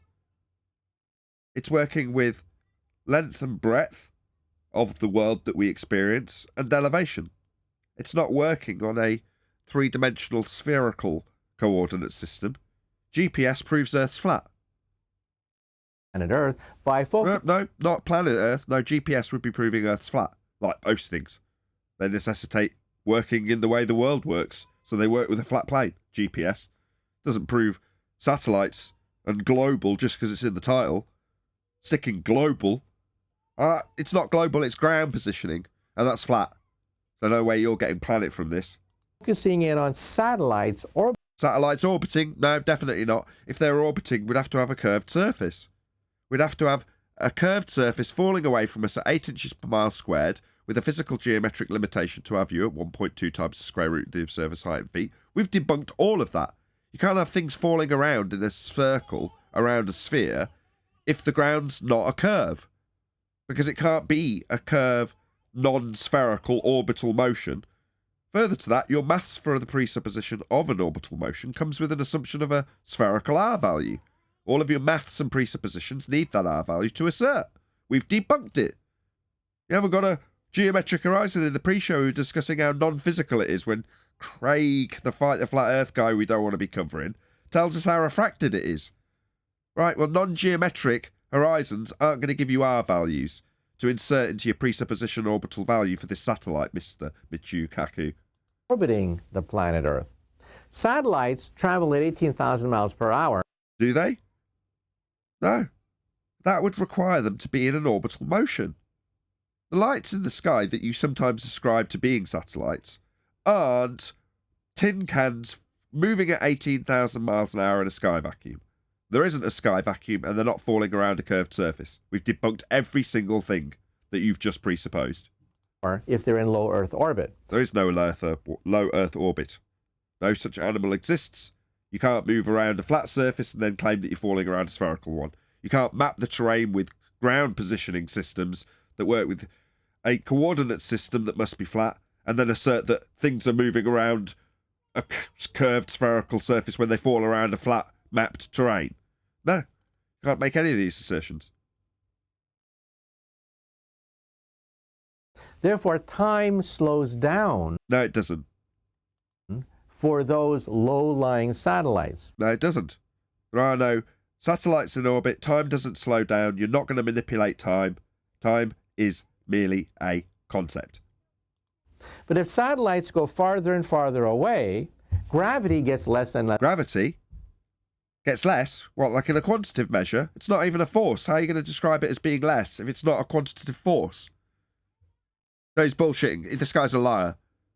This is an advanced bullshitter because he should know better. He should know gravity's not a force. Less and less. So how can it be less and less if it's not a force? Time speeds up. No, time isn't something that you're going to reify from being a concept into something that you can change and manipulate and speed up. Show me time. Now show me going faster.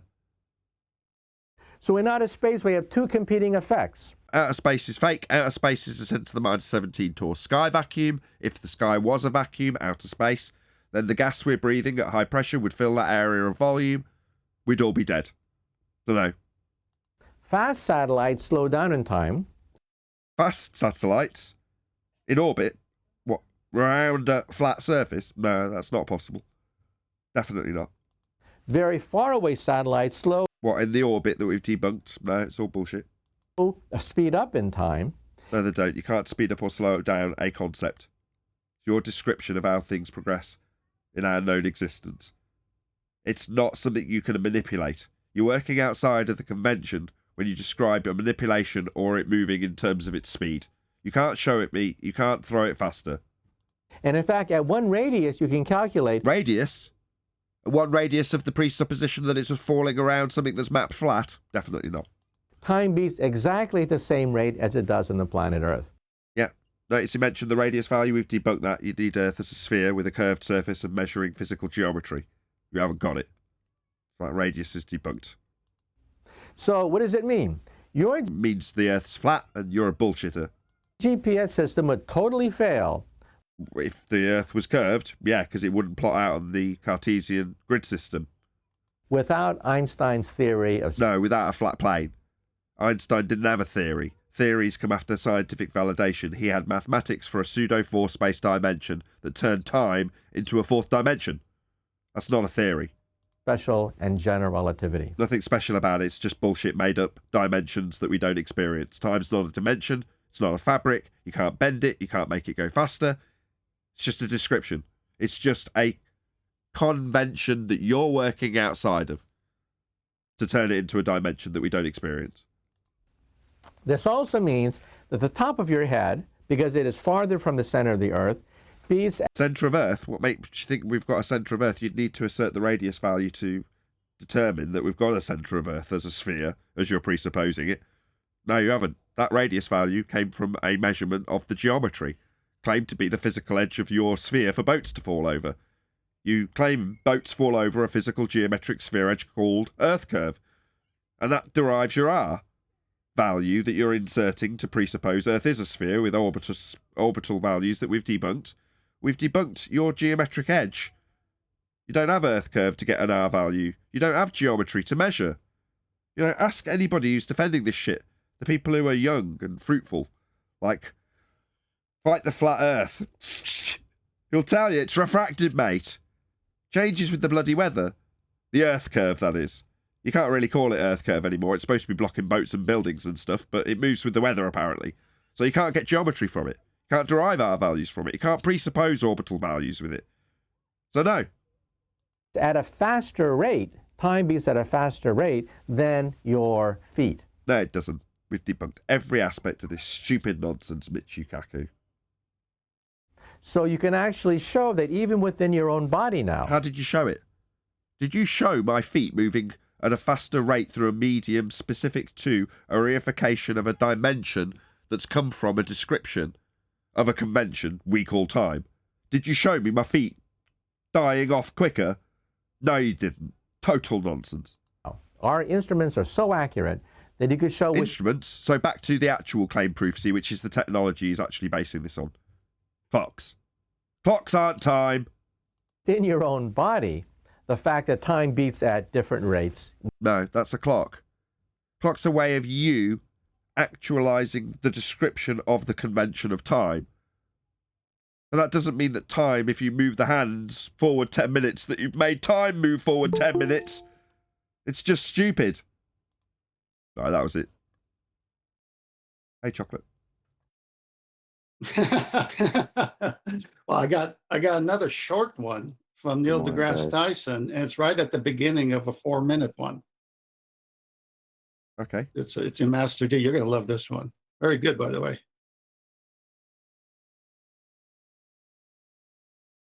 Talk amongst yourselves as an ad. That summarised was, I'm going to make a statement.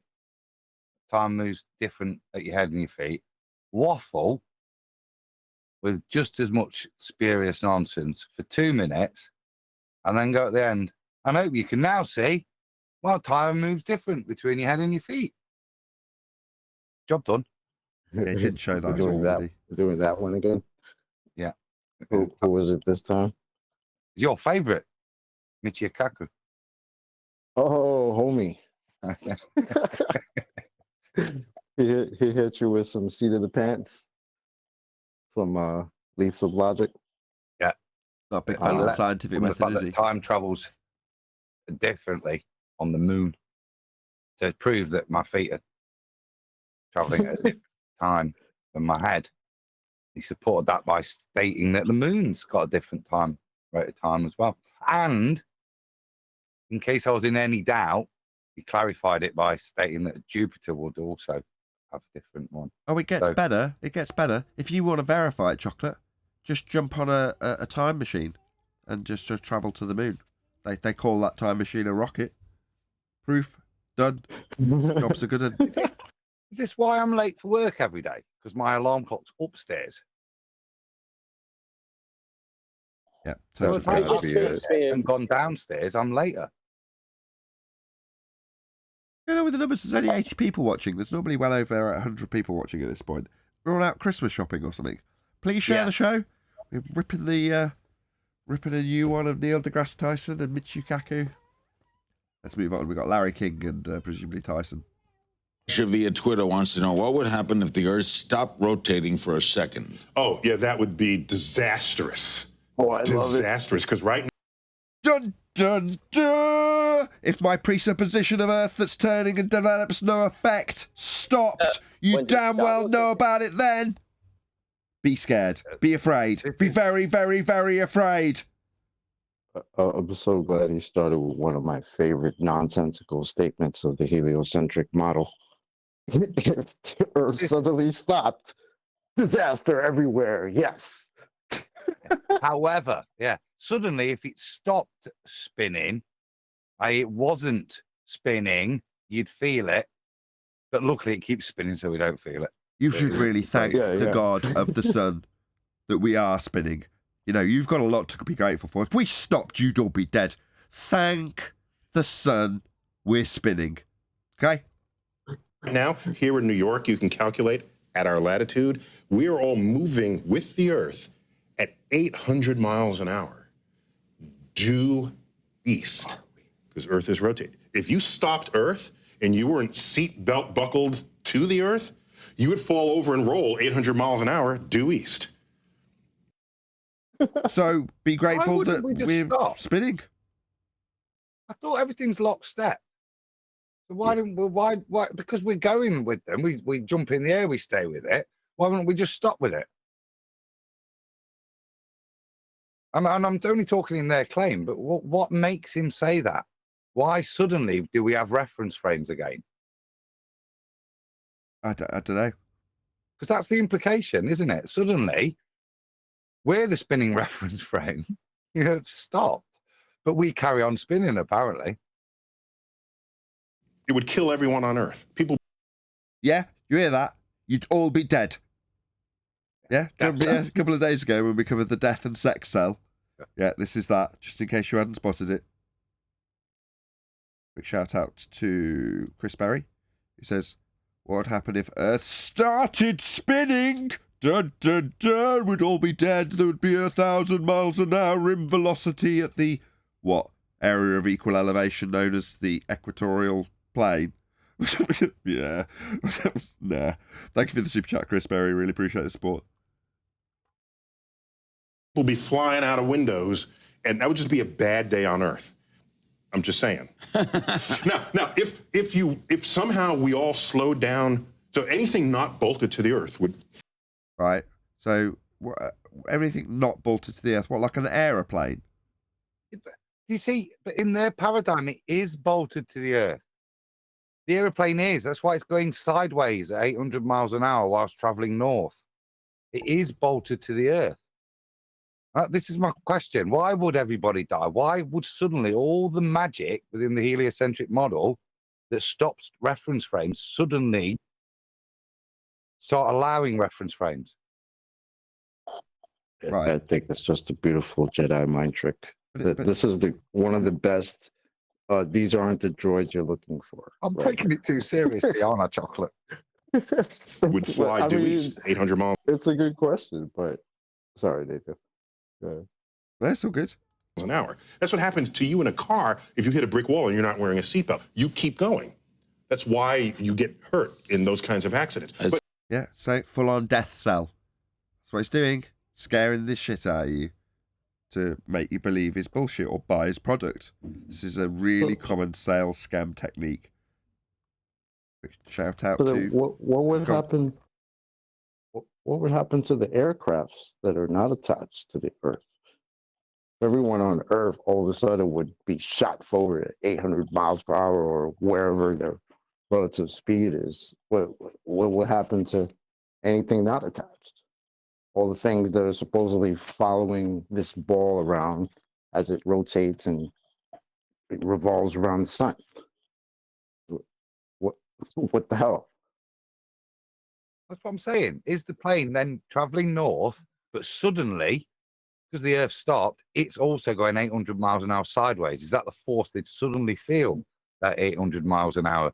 Oh, now I see what you sideways? mean. You're saying, so for the flight that's taken off from Charlotte to LA, right? In their rebuttal for non-Coriolis, the plane's moving 800 miles an hour backwards, right? Now you're saying when the Earth stops, does that plane that was moving lockstep 800 mile an hour backwards suddenly move at its actual rate, and the Earth starts, or was moving 800 miles an hour lockstep, now stopping, so you've picked up a catapult speed of 800 miles an hour because it stopped below you? Yeah, exactly. Do we suddenly Like, have what? reference frames again? Is that Yeah. I'm asking? So one reference frame, well, that's not very scary if we would have consequences on a turning Earth, so that's preferable. Yeah, one reference frame. What about your Coriolis? Well, that would be proving spin if we had Earth turning underneath, so 2 reference frames. Okay. What about if we stop turning? 2 reference frames would kill you. That would mean we'd have spin be preferable, so 2 reference frames. Death imminent. Yeah, whatever they're like, basically. No, That is the consequence, but it's no longer the Earth. You get me? Whereas before, we had no Coriolis because we had lockstepness with a rotating Earth. We've now got a non-rotating Earth and rotating everything else, and suddenly the rules apply. It's just total contradiction. I'm not spotted it before, All that matters, though, for the audience's benefit, as much as we're joking about this, I'll bring it back on track. In every example that claims to prove a turning Earth, you'll start with the assumption that you've got a turning Earth and start discussing the consequences either of the turning Earth or the lack of consequences of a turning Earth, or in this case, the consequences of a turning Earth not turning. In other words, every single scenario will be revolving around, excuse the pun, the after effects once you've assumed that we're turning. So all discussion and all debate will take place about the example that assumes we're turning. So it's like, well, will we attack A, the stupid assertion in the first instance that Earth's a turning reference frame, or B, the consequences of the assumed turning reference frames that we're all going to nod along with, but debate about what might happen to planes or people if they got thrown off it when it stopped. Like, so long as we're begging the question from the globe point of view that we're turning, it don't matter what Tyson says from here forward. He could say we'd throw off, he'd say we wouldn't notice any difference. It wouldn't matter what he said. So long as we are basing the argument on the idea that we're spinning in the first place, anything goes. The gravity in their world should be their magic seatbelt. It should be their, proper braking system for everything, because it's the same thing that keeps everything in lockstep. I've got to stop you. I hate to interrupt you. Gravity's not a force, but you can think of it as a seatbelt. but this is the point I just want to make in terms of Before you do, Adam, I just want to shout out this super chat because it's been on screen for ages. Hold on one sec. Shout out to Sensual Goat. He says it's a very cold, wet, and windy day for Christmas. Shopping in England today. Luckily, I have my Globe Earth jumper and tinfoil hat to keep me warm. Yeah, that is the reality of it, Sensual Goat, isn't it? They paint us as being tinfoil hat wearing nutters. But yet you've got Tyson getting you to imagine you're a cloud. You've got Michio Kaku imagining you're on a light in the sky and travelling in a time machine rocket. Yet we're called tinfoil hat nutters. It's just projection, isn't it? Adam. To top that off, tinfoil hats actually work. Adam, go ahead. It's just to finish that point, because you're talking about not dealing with the low-hanging fruit, like the fact that and dealing with these guys. We just go to them with our standard rhetoric, just the standard Coriolis thing. They're going to dismiss it out of hand from a flat earther.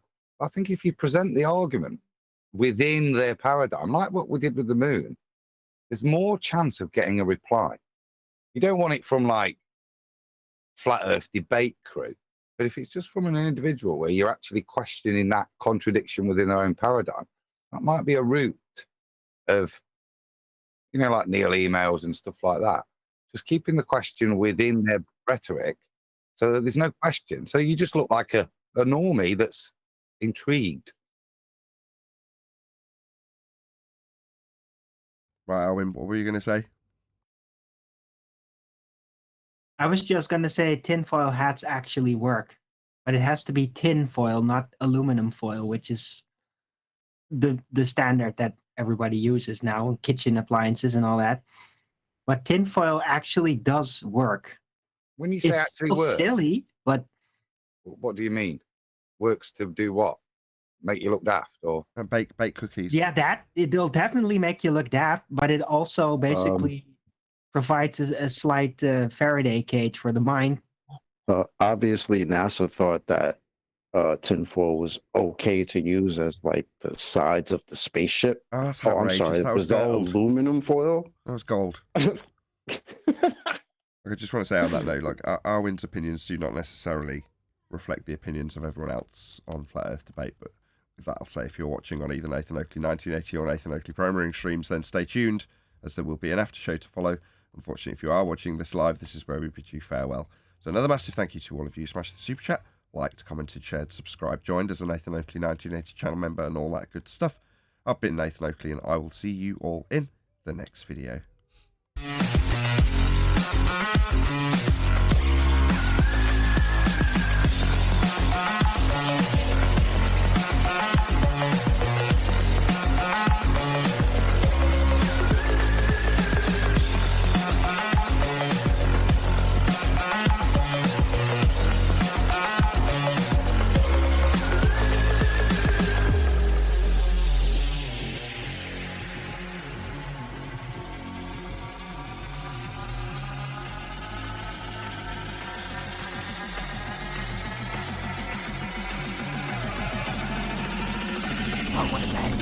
What a lovely day!